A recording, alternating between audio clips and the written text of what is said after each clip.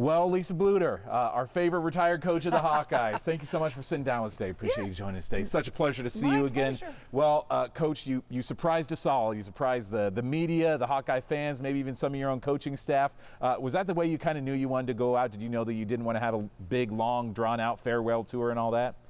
I did not want any part to do with that. You know, I think if you're a coach, it's if you can go out on your own terms, it's a really good thing. And not many get to do that, and I had an opportunity to do that, and it was just the right time. I know you've spoken about it a lot already, but can you just pinpoint again some of those things that made you know specifically that this was a time for you to walk away?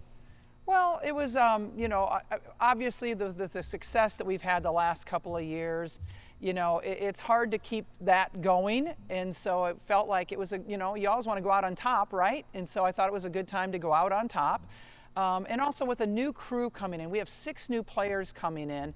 That is a good time, in my opinion, to make a break as well, because I was hoping that Jan would get the job, and it gives her an opportunity also to seamlessly make this transition. I mean, did it help knowing that you were leaving it in good hands with Jan here? Was that a big aspect of you knowing that it would be okay to walk away? Well, that was my hope. Yeah. You know, I didn't have any guarantees that was going to happen. I'm really glad that our athletic director, Beth Getz, did that, made that decision. But certainly, you know, knowing the program was in really good hands with the staff that was here, with the players that were coming in, a tremendous recruiting class coming in. Even though it's going to be a rebuilding year, there's no doubt about that, the future is bright. As you pass the torch to Jan, what's the one biggest piece of advice that you've given her? Ooh, one piece is going to be hard to pick on one, but you know, I really, my advice would be more to her assistant coaches. You know, one time we brought in Marcia Sharp from Texas Tech, and she told my assistants, make sure you protect your head coach. And I think that's really good advice for all of assistant coaches, is that you've got to protect the head coach because they get pulled in so many different directions. And somebody like Jan wants to appease everybody. She's really, you know, she's a pleaser, and she's going to have to learn to say no. Because every time you say yes to something that's not helping you reach your goal, you're saying no to your goal. And she's going to have to learn that, and that would be my advice to her and to her assistants. Yeah. For you personally, do you feel like this is definitely the end of coaching for you? Do you ever see yourself potentially getting back into it down the road anywhere? No, I don't at all. I mean, why would I leave one of the best jobs in America to go into another job? I just can't see that at all in the future. Yeah. Over the last month or so since you announced your retirement, has there been any point where you've missed it? Has there been anything you've missed, or have you just really been enjoying your free time? You know, I've been enjoying my free time, but certainly next week the recruits come back in, you know, all the practices start again, and that's the part that I'm going to miss, is the teaching element, the relationship element. So I think once that happens, you know, it's going to be like, ooh. And also I think the first time I walk into Carver for a game. What's that going to be like when you walk into Carver for your first game back? Yeah, I don't know. I'm a little bit hesitant about. You know, I'm like, okay, where do I sit now? You know, I mean, I don't know where my seats are going to be. I hope I can find some. But you know, it's going to be. I think I'll have a lump in my throat just because I have so many great memories of this place, and it was always a thrill to walk into Carver on game day. It was a thrill, and I'm going to miss that. How much of a regular are you going to be here at Carver? Do you feel like you're going to be at every single home game, or are you going to be more of a sporadic fan as you're coming back? How much do you think you'll actually be at home games next year? I'm going to be here quite a bit. My priority is my son's basketball games right now. I've missed so many of those over the years, and he's going to be a senior at Grinnell, and so my first thing in my calendar will be all of his games, home and away. And then the next thing will be women's basketball games. In terms of on-the-court stuff, can Hawkeye fans expect basically the same product out of the Iowa women's basketball team with Jan taking over? I mean, obviously she's been in the system for 20 plus years. Is it going to be kind of the same type of product they've seen the last few years? I think it's going to be similar. I think Jan is going to have to put her own stamp on things. I think the offense will be very similar.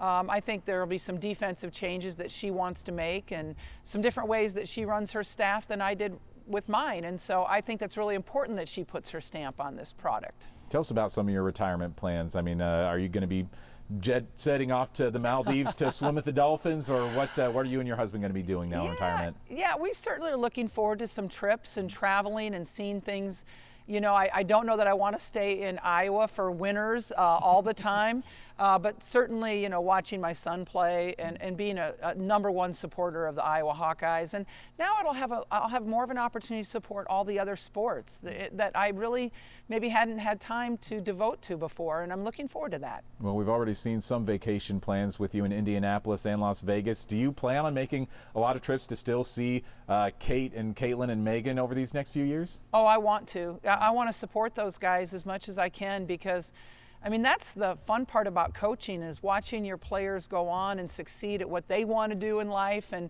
whether that's being a teacher, a doctor, or playing in the WNBA. But if they're playing in the WNBA, it gives me an opportunity to actually go cheer. Can't do that when they're a doctor.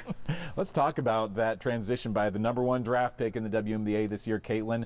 Is this first month or so of the season, is it what you expected to see out of her on the Fever, or has anything surprised you so far?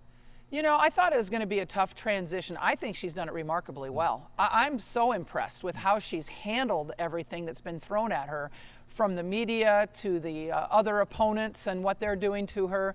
I think she has been absolutely remarkable in handling all of it, because it's a lot for a 22-year-old. Did you expect this kind of treatment, maybe the physicality? I think she's leading the league in fouls drawn right now. Did you expect that this was going to be what she'd get at this level? Absolutely. Really? I kind of tried to warn her about that a little bit, talk about it with her and her parents. But yeah, I thought this was going to be coming. Yeah. What is your biggest piece of advice to her? I assume you still have a lot of communication with Caitlin. What do you tell her to encourage her after nights, maybe when she only scores 3, 6, 8 points?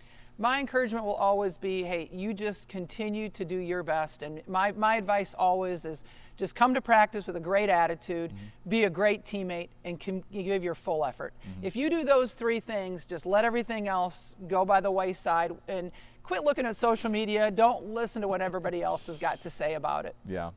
Do you still see those steps in the right direction? I don't know how the fans feel about Caitlin's transition. They're still packing the stadium, so they're definitely enjoying her. But do you still see, even though there's been maybe some slow games here and there right now, that she's still going in that right direction? Absolutely. She was Rookie of the Month this past month. Her numbers are really good, considering she is the defensive focus on every team that they're going against. And so she has a tough job. When you're the #1 pick, you're going to the worst team in the league. That's not an easy thing to do. Yeah. And it takes time. Yeah. What are some of the pieces that you feel like, if you're analyzing the Indiana Fever, what are some of the pieces they might need to build to become a playoff contender in the future? Well, obviously I'm not there every day in their practices, and so I'm not about to give them any coaching advice or anything like that, nor would it be wanted. But certainly, the scoring aspect has to get better. It just looks like the team's not playing as one right now, and, that chemistry has to be built. Have you been a long WNBA fan? I don't know if you've been able to follow the league very much over the years, or if your focus has been more so towards college. More so towards college. Okay. I'm definitely a Megan Gustafson fan, so I've followed her career in the WNBA, and now with 2 more in there, I'll definitely be watching more. I've watched more WNBA games this year than I did probably the last 5 years, to be quite honest. Yeah. It's something like in the summertime, you kind of want to get away from basketball when you're a college coach, and also you're busy recruiting, you're busy with your own team. So I haven't had much time. I'm much more now. Well, let's talk about this other rookie that you've got out in Vegas this year. I think that I won't ask you if it was a surprise to you, but I think a lot of fans have been surprised at just how many minutes she's gotten this first year in the league. Does this at least take you off guard with how much she's gotten minutes just as a rookie in her first month of her career? I love it. And the thing about Kate is she went to a really good program. She went to the World Championship program. And so obviously the focus isn't on her like it is on Caitlin with the Fever. So it's totally different. You can't really say, this is apples and oranges, really. And she's got a really good product there, great fan support. And I love it that when she goes in, the place goes nuts. She's become a fan favorite for that team. Her jersey is sold out. You can't buy her jersey. So I think she's just embracing being a part of the team, not trying to do too much, just do what they ask her to do, where Caitlin, on the other hand, has to do so much for her team. I think that she said she wasn't expecting to get drafted when she did. We saw the reaction from her family. Megan said that she jumped off her couch when she saw Kate was drafted. What was your reaction when you saw Kate get drafted by the Aces? Yeah, I didn't know it was going to be the Aces. I was sitting with Caitlin's parents and her her brothers at the draft, and I saw them go over and take Kate Martin and move her from the third seat to the aisle seat. And I said to Ann Clark, she's going to go. She's going soon. There was one draft that went, one more pick, and then the Aces picked her. So she couldn't have went to a better situation. Yeah. Do you know Becky Hammond at all? Have your paths ever crossed? We have, and I've known Becky a little bit, not like, you know, I don't like call her up all the time or anything, but I know who she is. I've talked to her a few times, and she has been really outstanding in her support of our athletes. Yeah, seems like, and there couldn't be a better fit for Kate, who wants to go into coaching, I know, one day, and she's getting to learn from one of the best to ever coach in the WNBA this year. Yeah, she absolutely is, and she will soak it all in and take it all in, and it will make her that much better of a coach. Yeah, what do you see out of this relationship between the Hawkeyes? I mean, Kate and Megan, I know we're teammates back in the 18-19 season, I believe, and now they get to be reunited again. Seems like they're just having a ball out there. I mean, they're just having a blast in Vegas. They are, because Las Vegas is a #1 organization. I mean, they treat their athletes extremely well. Mark Davis is a great owner, along with Tom Brady, and they, you know, built a new, beautiful practice facility for their women's basketball team. I think they have great president there of their organization, and so they are having a really good time. What do you see just out of this growth of support for the league? I mean, we saw it happen with college basketball and with your program over the last couple of years, with the amount of fans and exposure and television deals that were happening, and now that's kind of happening in the WNBA. Again, what's it like just to watch this happen after the generation that you grew up in and have coached in for so long? It's so rewarding to see people understand women's basketball, respect it, want to support it, and whether that's, you know, young families or now, you know, professional athletes that are talking about women's basketball, professional men's players. I think that gives it credibility. And I think people have jumped on, including marketing sponsorships. And that, you know, just keeps generating the word about how great this game is and how much, you know, just notoriety that it's getting right now. So it's wonderful to see it. I think the WNBA's got to be very cautious about, we got to do a better job maybe of trying to make this product one that people will want to continue to support, not just this summer, but every summer from now on. Yeah, I know. I've asked you this question before, but just looking back from when you were a little kid and growing up in Marion, could you ever seen women's basketball getting this level of exposure and seeing this many, just thousands of fans through the doors on a nightly basis? It's what you dream of, right? It's what you dream of, and now to see it happening, it's so fulfilling and so much fun. And yeah, it's a wonderful time to go out, because I've seen just this transformation of women's basketball, and that's been really gratifying. And you helped coach up these players that are now reshaping the league and selling out of jerseys. Does that give you